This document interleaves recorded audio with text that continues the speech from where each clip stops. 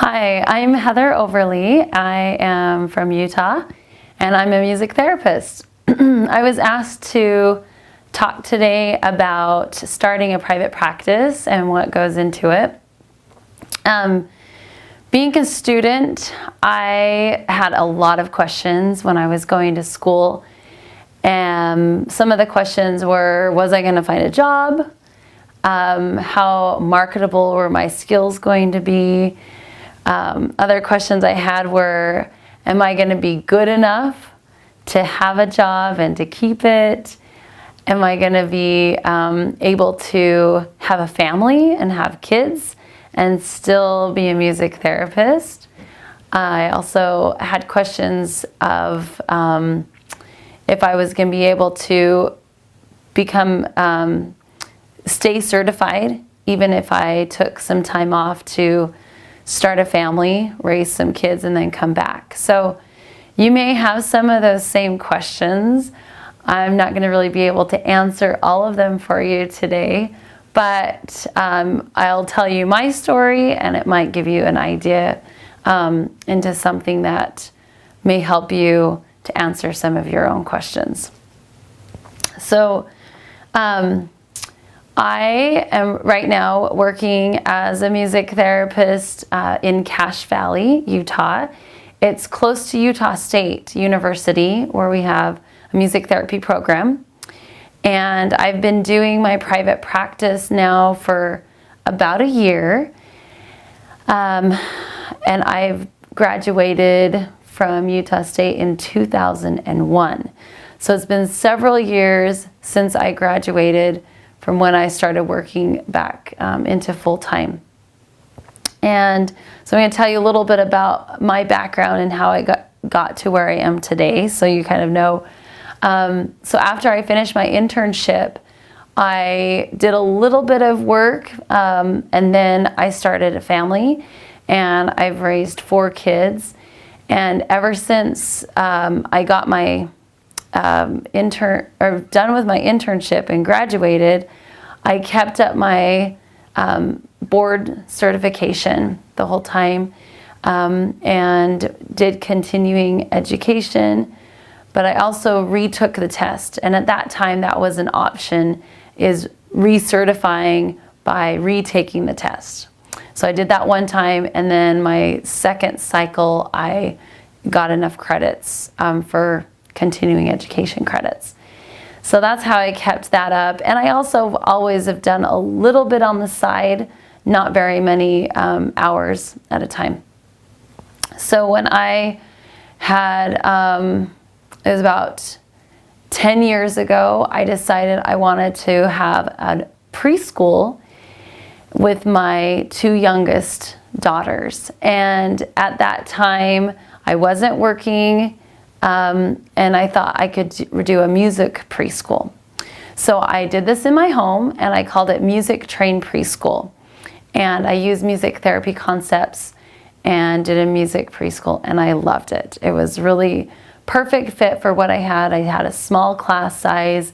I did 8 students at a time, and I built up my preschool so that I took 4 classes a week of 8 kids at a time. So it got to be pretty lucrative for myself, especially for staying at home with my kids. It was great.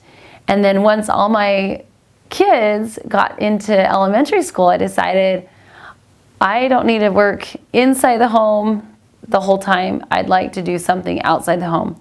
And so I started kind of dabbling into finding more little contracts, and that's just how I got started. And then I just kept growing, getting my contracts and building up my private practice. And now I work about 30 to 40 hours a week doing private practice music therapy. So let me talk to you a little bit about how I built my clientele and how I was able to start doing that. So this is my music therapy, my private practice website. Because my last name is Overly, I used the name Overly Musical. And before, I had this same website, but I had another tab that had Music Train Preschool. And so I always had the music therapy, and sometimes I would get some private practice clients through this. But I've always, had it available, but didn't really pursue it a lot.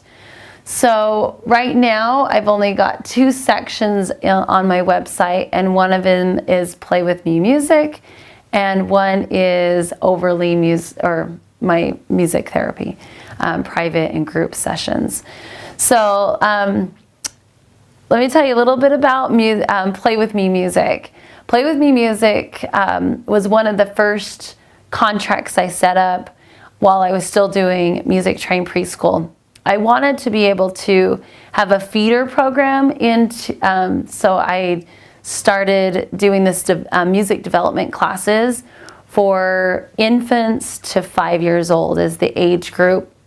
And so I started doing these classes, and it was perfect setup for the parents would come to the classes, and you can see a picture of parents with their little kids, and a lot of these kids came to my preschool after they took Play With Me Music. So it was a perfect setup for that.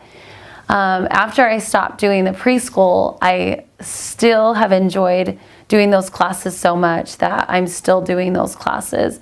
They're just once a week classes, and I love it. It's one of my favorites to do throughout the week.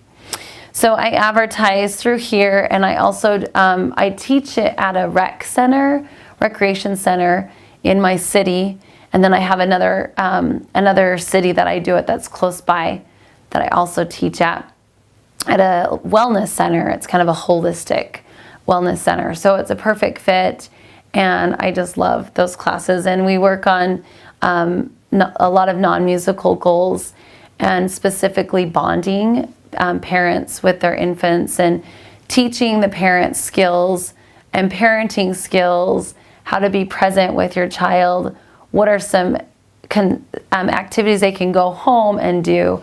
And I'll often make videos for the parents so when they get home they'll remember, oh yeah, I can do that song with my child. And I encourage them and give them homework assignments throughout the week to go home and do with their child so that they're practicing the things that we're learning in class. A lot of fine motor, gross motor skills that we learn. We work on communication, emotional expression. We do some sign language in the class. So there's a lot of really great developmental skills that the children learn. And also, of course, attention skills to prepare them for preschool, to be able to go outside of their home and listen to a teacher, be able to sit for a little bit. But it's kind of an up and down class, so we have a lot of sitting, and then we'll do a lot of running around. So let me tell you a little bit right now the contracts that I'm working at. So I have the Play With Me Music classes. I also am working once a week at an adult addiction clinic for males that have sexual addictions.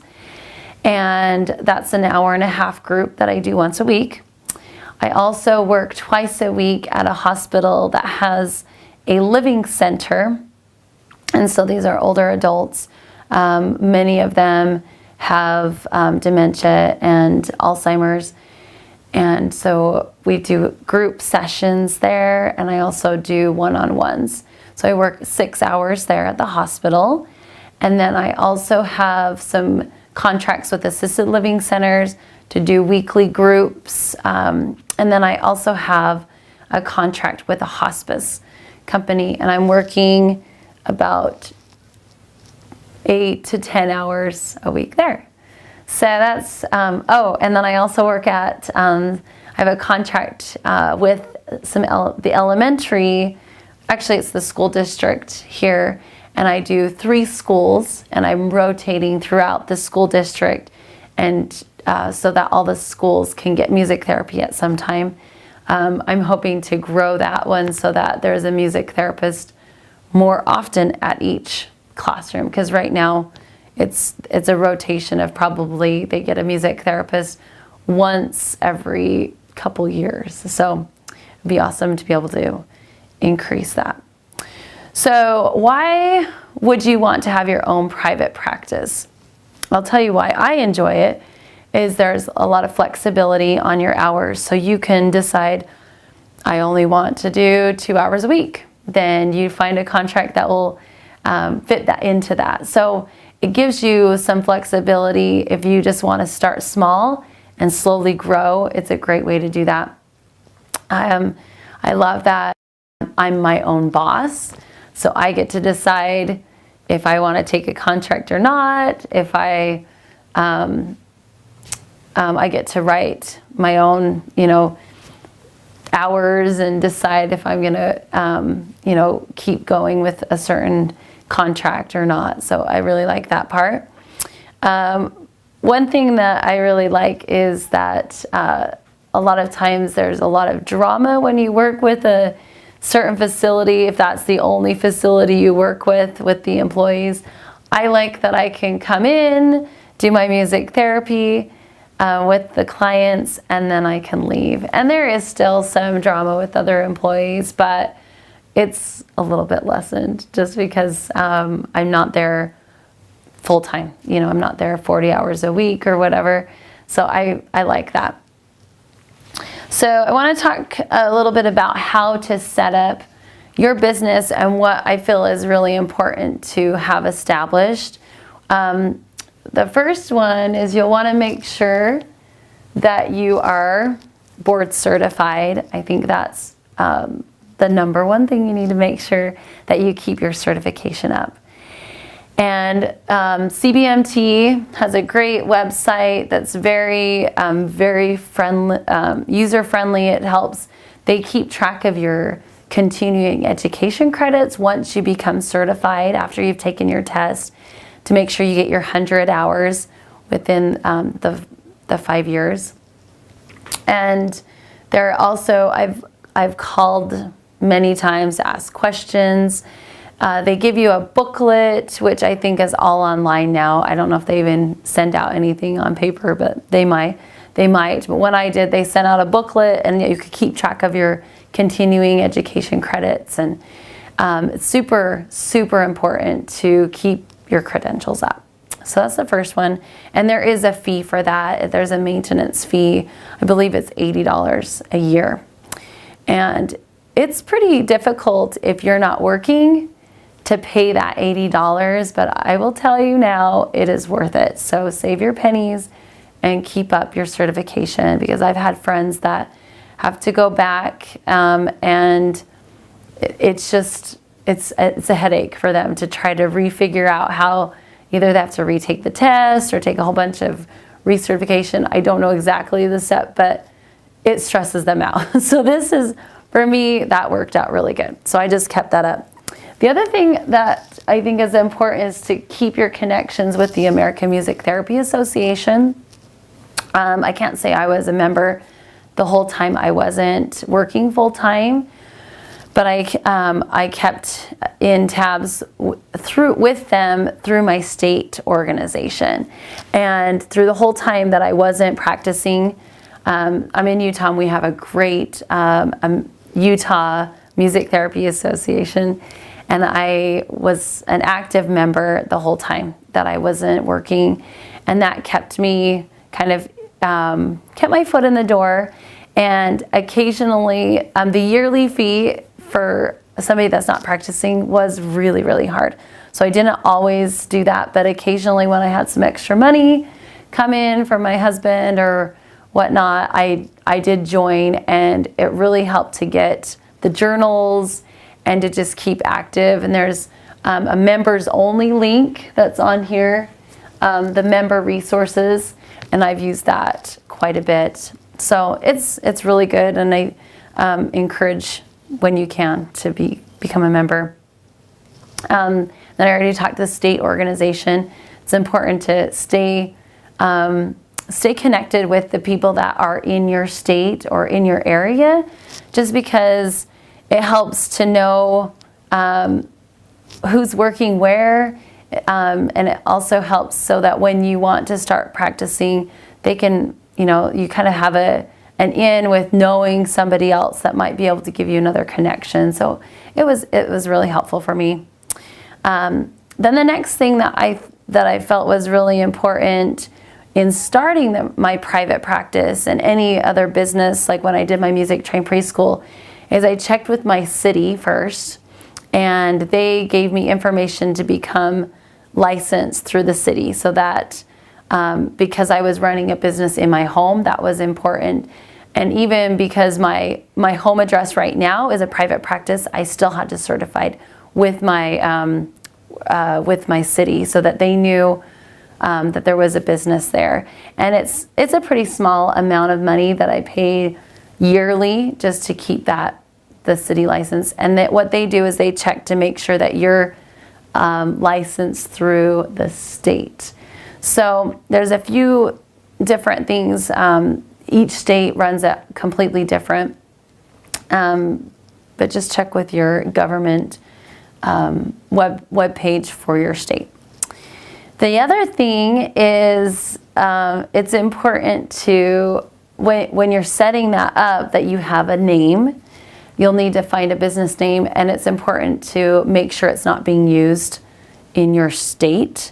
So I went to my state and looked up and I also looked online too if there was any other overly musical businesses, and I couldn't find anything. So the other one that's important to look up is the National Plan and Provider Enumeration System. This just gives you what's called an NPI number. So it's National Provider Identifier. And actually, it's very easy to get. You just have to have your name, and I think you just send I just did it all online. It took me less than 10 minutes to sign up. It didn't cost me any money, but it gave me an NPI number. And what that did is, so if I am ever billing insurance, that I can give them my NPI number so that I have the right number. So I'm just gonna go back to the Overly Musical site in the background. So the other thing, the next thing I got was insurance to be for practicing, and I went through HPSO, Professional Liability Insurance, and it was very affordable because I was just insuring myself and my business. And what it does is it protects you as a practitioner, so that if you get sued or if somebody gets hurt because of your practicing music therapy with them, that you can't lose your house, or so it's supposed to protect you as a provider. So I feel like that's an important thing. And a lot of when you go get a contract with a certain company, they will ask you if you have your own private insurance, your own insurance. And I've had to give certificates to them to show them that I do have insurance. So that's an important part of establishing your own business. So there's, when you set up your business through the state, there's different organization or a different kind of company that you can be. And I had to decide, was I going to be an LLC or was I going to be a sole proprietor? And the main difference is the LLC is you are personally liable for the business. Creditors can go after a sole proprietor, their home, their car, anything that's, to satisfy any debts. But if you're an LLC, then you can be, you're just protected legally, so it separates you from your business, so that you're not personally liable, so they can't take your home and your your things. So if you're planning on doing a sole proprietor, you should first establish a DBA, which means doing business as, and you go through your county clerk's office. And I'm just going to read this because it's a little confusing. The DBA ensures that no one else is doing business under your name or your business name in the county, and it enables you to open bank accounts, apply for credit cards and small business loans, and other vital business services under your assumed name. If you hire any employees as a sole proprietor or an LLC, you'll also need a taxpayer identification number, and you'll have to withhold different payroll taxes for them. If you don't hire employees, you'll be able to use your own social security number as your taxpayer identification number. That's what I've done. While the sole proprietorship mirrors the LLC in some areas, the LLC, the distinct advantage in the areas of legality, legal protection, and liability. So I decided to do an LLC. It didn't take much more time to set up or money. So it's important to just kind of look at the difference and decide what you want to do. So one of the things that you have to think about is when you're setting up your own business, you're going to have to pay for your own medical insurance if you're not covered under somebody else. You're going to have to cover your own taxes. You're not going to have a company that takes out taxes for you. So in knowing that at the beginning, it's just so important for you to keep track of all your expenses and all the money that you make so that you can claim it. Excuse me. So your business expenses will be deductible against your gross income and not as itemized deductions. So to maintain your records, you need to keep receipts and track all your deductions that you're entitled for, and that will help lower how much taxes that you're going to have to pay is if you have kept track of all your expenses. So things that I personally take out of taxes is any instruments that I've bought. If you're traveling, which most likely you are because you're probably going from place to place, so keep track of your miles. If you have a home business, you can claim your home office, like if you're working on a computer, or if you have a room that stores all your instruments, or you have a private practice and you have clients come meet you in a certain room, you can claim that area of your house as part of your taxes. I've always used TurboTax, and it does a great job in year to year storing what I've already figured out for my home. So I know that I've got my home office, I've measured out the room, and it will deduct the percentage of how much your heat costs, your electricity, all of those things that make your home running. You can deduct a percentage of however much of your home that you're using from that. So say I'm using 20% of my home for business, I can also take 20% of what I've spent for running the home.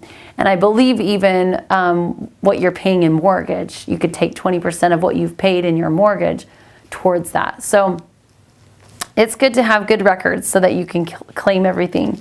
The other thing that you can also deduct from your from taxes is your health insurance, because that's part of that. Your entertainment and meals while you're traveling, any legal or fees like your CBMT fees, your if you're an American, AMTA, if you're a member of there. So any membership fees, anything that you've spent for business. So just keep track of that. I like to make sure at the beginning of the year I track the miles for where your car is at the very beginning of the year, because it will ask that. What was your car at the beginning of the year? What is it now? And then you can tell how many miles you've used. So the other thing that in setting how much, when you're setting up your business, is important to kind of decide how much is a fair price for you doing music therapy. And on my website, I have a section for music therapy, and on here, say like if I do adaptive music instruments, I'll just tell, the instruments I'm doing here, what it will do, and then I put my pricing on here. And I think it's important for you to decide how much you want to charge, what you feel is fair. With groups, I charge a little bit more because I'm doing more, I have to plan more for a group. So I put my group rates here, and I usually don't just say it's going to be this amount. I kind of do a range so that if I feel like, okay, we're going to have 15 in this group, I'm going to need to charge a little bit more, so I would charge them the maximum. But maybe we only have 5, so I'm going to charge them the smaller amount. So I think fair pricing is important to make sure that you're not undercutting the other music therapists that are in your area, and you're also not minimizing what your credentials are, because you've gone to school, you've got a degree, and you're board certified. And by setting a fair price for you and for the education that you have, that sets a kind of a precedence of how much you value your time and the education that you've got. So you have to also remember when you're setting up this is that you're not paying for, or no, somebody's not paying for your medical insurance. Somebody's not paying for your liability. So you have to kind of keep in mind of those benefits that if you were working for a company, they're paying for your taxes, or they're setting aside some, they're helping with insurance and just little things that really add up when you're doing it as yourself. So when you're talking to somebody, you can say some of those things. You need to remember that you're traveling to them, so to take into account the travel time and also your planning time and your charting time. So when people say, whoa, for this much money for one session, well, that's only the time that you're with the client. But they, as you explain the time that you're spent before you even get into that session, and then the time that you're spent after, then it makes it a little bit more understandable of why that you're charging what you're charging. You also remember that you're using your own car, so you're getting your car's depreciating, or there's things that you need. There's wear and tear that you're going to have to be paying for, getting new tires. Those kind of things is all kind of added to the cost. So it's really important to kind of make sure I need to make enough money so that I can still live after, pay for all of my expenses and stuff. So the next part I want to talk about is marketing and how to get clients. How are you going to find one? I think the first thing that is great is to set up a web page. A lot of people also set up links to, I've got a Facebook page. Let's see if it goes to that. Oh, it does. So I've got a Facebook page for Play With Me Music that's linked to my website. And Play With Me Music, there's a lot of word of mouth. And so I encourage my families to share their Facebook page to their friends. And it's a great way. So I've even got on here, I've got people putting reviews on, and people say what they think. And then it's a great way to kind of advertise that way. So set up a Facebook page, set up a web page is kind of a great starter.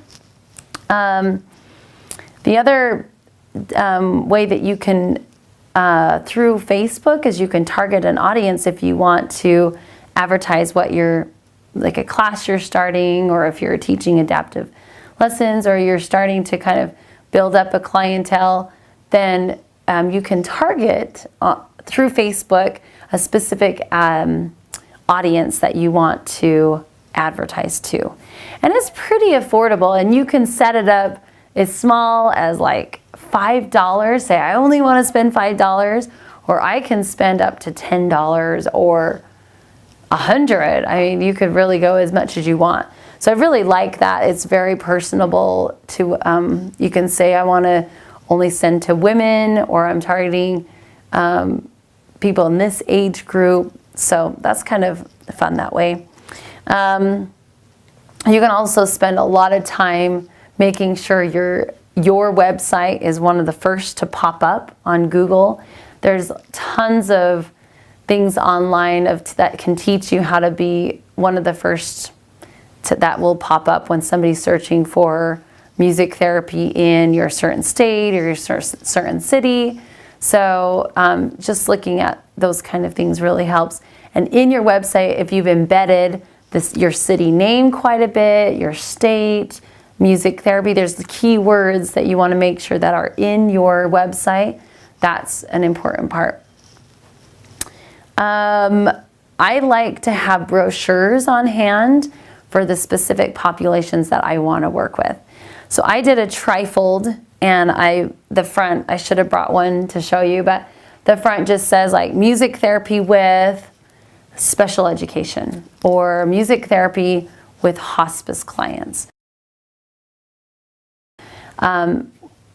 So you could, make a brochure for every population that you want to work with, and just have them on hand in your car, in your guitar bag. And when you're at a certain facility or you're talking with somebody, you have it ready, and it's very professional and it's easy to read. There's I like to use pictures of people that are doing music therapy. Sometimes they're pictures of me, but sometimes I've just got some free pictures online. But it's a great way to say what benefits that music therapy can have on that specific population, different interventions and things that you would use with them, and then just some resources of where they can get more information. You can definitely have your own website on there. You could have pricing on there, your contact information, but also be good to have some of these other sites like CBMT and American Music Therapy Association. So if they just want more information about what music therapy is, they can get a good source of that.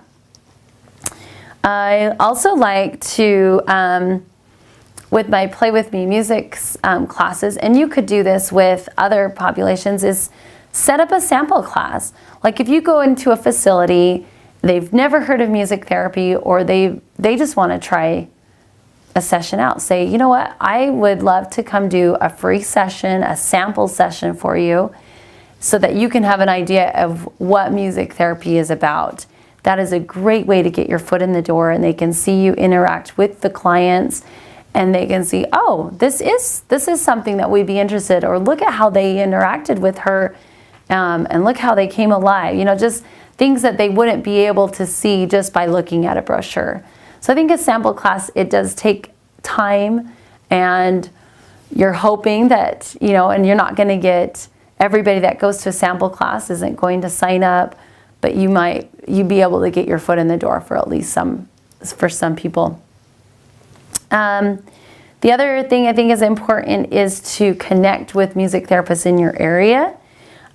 Make sure they're aware that you're taking clients, because a lot of times they might be overwhelmed with what they have going on right there, that they might be able to refer somebody. If they hear of somebody that needs a music therapist, they will refer you. So it's important to be connected with them and not feel like you're trying to take away from their business, but just let them know, hey, I would like to start taking clients if you hear of anything. And just be, I think, open and honest with people around you. It's a lot better way than coming in and them going, whoa, where did she come from, and not having any communication at all, I think is important to communicate. Business cards. I don't love business cards because I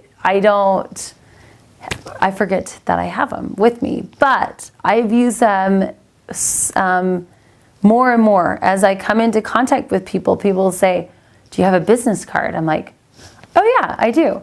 So even if you just get a small amount printed out and just have a couple on hand in your guitar bag or in your purse, it's a great way to be able to get your name, and you don't have to sit there and write on a piece of paper that they're going to lose. So, and I went to Vistaprint, and they were super affordable and very easy to set up. It was really too easy to do. The other thing that I like to do is, if you are starting a class or something, that go around to businesses around your area and ask if you can put a flyer. That's a great way to just let your voice be heard. And the other thing is that I'd like to do is, when there's booths that are like a local health fair, or sometimes they'll have summer festivals or something, set up a booth and have some instruments sitting there that the kids can interact with, and you can have your brochures sitting there. It's just a great way for them to go, oh, music therapy, I didn't know about that. And it's a great way to educate people. The other thing is, you'll get calls from people that need a presentation about music therapy. And if you're willing to do those, it pays a lot of dividends in the end, even though most of them that I've gone to don't pay you to do it. But it's a great way for you to get your, to educate. And you can also get CBMT continuing education credits for doing that. So the other thing is to build up your contacts. I've set up through MailChimp a contact business list. And these are emails that I've collected through my preschool and now Play With Me Music. And when I have something coming up or I'm doing something new, I will send all my businesses a newsletter, all my business contacts a newsletter, to let them know, hey, I'm starting this new class. Or I just got, when I sold my preschool, I sent out a newsletter to let them know, hey, I'm selling my preschool and I'm going to be doing this now. And it's just a great way to keep in contact with your contacts. Okay, I'm almost done. So the thing I've learned is you will never have to stop marketing. When you're in private practice, you'll always be trying to sell yourself. So it's important to always keep, brochures on hand, and your business cards, and also just talk to people about music therapy and not be afraid to open your mouth when people ask what you do, because people are interested, and you never know when someone's a future client, or somebody might know somebody that is looking for a music therapist. So the last thing I wanted to talk about is building your skills and your resources. I think it's important that right now as a student that you're honing in a lot of skills right now. One thing that I wish I would have done as a student is to join a band. Any band. It would have done wonders for my guitar skills or my keyboard skills, to work as a group and to just perfect songs and to get down chords. And I wish I would have done that. I've done a band since then, and I was like, oh, why didn't I do this earlier? So even if you get a few music therapy students together, make a band and get together and make music, because it's so fun and it just really helps your musicality skills. You could go perform at a local restaurant for free, or sometimes they'll pay you dinner. I mean, it's just good to get out there and to perform and use your vocal skills and all of that. The other thing is always keep adding on to your song list. I still have my songs that I learned when I was in college, And I'm just continuing to add to that list. And if you're, challenge yourself to say, okay, every week I'm going to learn one new song, and it will be so good for you to have that, because you never know what population you're going to work with. And don't limit yourself to say, I came into this thinking, I personally came in thinking I was going to work with older adults. I do work with older adults now, but I am so surprised that I love working with kids. I didn't think I would be. So don't kind of limit yourself and say, I'm not going to ever work with kids, so I'm not going to ever develop the music of, the children genre.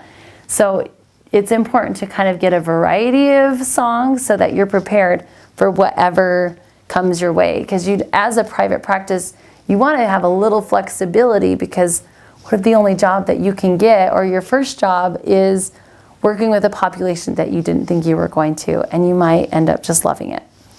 So the other thing is to keep yourself organized. Planning makes things so much easier, and knowing where all your paperwork is.